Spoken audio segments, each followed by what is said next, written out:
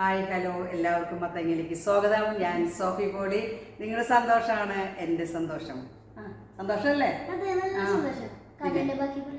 നല്ല ഓർമ്മയുണ്ടല്ലേ? പിന്നെ അന്ന് നമ്മൾ പറഞ്ഞു നിർത്തിയത് ആന പറഞ്ഞു എന്നല്ലേ? ആന പറഞ്ഞു വൈൽഡ് ആനിമൽസും ഡൊമസ്റ്റിക് ആനിമൽസും മൃഗങ്ങളെ അങ്ങോട്ട് മനുഷ്യനെ അങ്ങോട്ട് വേർതിരിച്ചു. എന്നിട്ട് ഡൊമസ്റ്റിക്കിനെ അങ്ങോട്ട് കൊണ്ടുപോയിട്ട് വീട്ടിൽ കൊണ്ടുപോയിട്ട് നല്ല ഫുഡും വിറ്റാമിൻസും വെള്ളവും സ്നേഹമൊക്കെ കൊടുത്തങ്ങോട്ട് വളർത്താം. പോരാത്തത് ഞങ്ങളുടെ ഭക്ഷണം കാട്ടിൽ നിന്ന് മോഷ്ടിച്ചു കൊണ്ടുവന്നിട്ട് അവർക്ക് കൊടുക്കാം. അവർക്ക് കൊടുക്കണതിൻ്റെ ഒരു പകുതി ഞങ്ങൾക്ക് തന്നിരുന്നില്ലേ ഞങ്ങൾ ഇങ്ങനെയൊന്നും ആരെ ആക്രമിക്കില്ലായിരുന്നു. അപ്പൊ തുരപ്പം പറയാ ഈ മൃഗങ്ങൾക്ക് ഭക്ഷണ നിർമ്മാണശാല വരെയുണ്ടെന്ന് കേട്ടിട്ടില്ലേ? കാലിത്തീറ്റക്കും പോണെന്ന്. ആ അത് നീ കേട്ടിട്ടില്ല. നിനക്ക് പറഞ്ഞാൽ മനസ്സിലാവില്ല. അത് കുംഭമാസത്തിൽ ഉണ്ടാക്കുന്ന ഒരു തീറ്റയുടെ പേരാണ്. അങ്ങനെ പറഞ്ഞേ നമുക്ക് ജീവിക്കണമെങ്കിൽ മനുഷ്യരുടെ ആവശ്യമില്ല, മനുഷ്യർക്ക് ജീവിക്കണമെങ്കിൽ മൃഗങ്ങളുടെ ആവശ്യമുണ്ട്. അത് ശരിയാ. ഒരു പോലീസിന് ഒരു കേസ് തെളിയിക്കണമെങ്കിൽ ഒരു പട്ടി വേണം. അത് ശരിയാ. ഒരു വേട്ടക്കാരന് വേട്ടയ്ക്ക് പോകുമ്പോൾ തോക്കുണ്ടായിട്ട് കാര്യമൊന്നുമില്ല. അത് ധൈര്യത്തിന് ഒരു നായ വേണം. ഉത്സവങ്ങൾക്ക് ആഘോഷങ്ങൾക്ക് ആനേനെ ചങ്ങലക്ക് ഇട്ടുകൊണ്ട് നിർത്തും. ഒരു ചങ്ങലയിടാത്ത KSRTC ആന വണ്ടിന്ന് വിളിക്കണേ. ഇടഞ്ഞ രണ്ടും ദശക.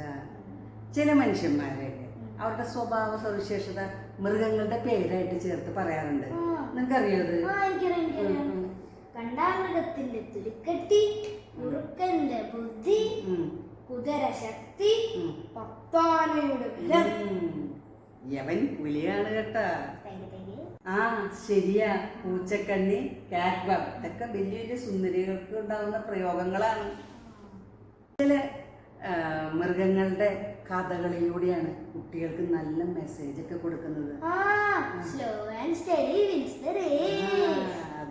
അറിയാലേ?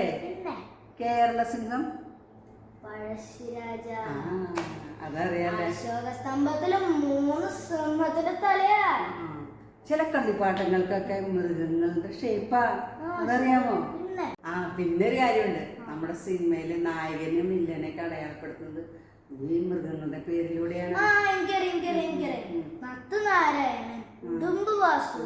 പുലിമുരുകൻ, നരസിംഹം, പിന്നെ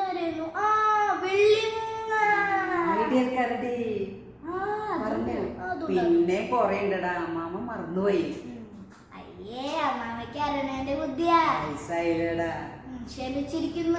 പിന്നെ ഈ മൃഗങ്ങളെയൊക്കെ വെച്ചിട്ട് ആൾക്കാർ വലിയ വലിയ ബിസിനസ് ഒക്കെ ചെയ്തിട്ട് വലിയ വലിയ കോടീശ്വരന്മാരാവാ.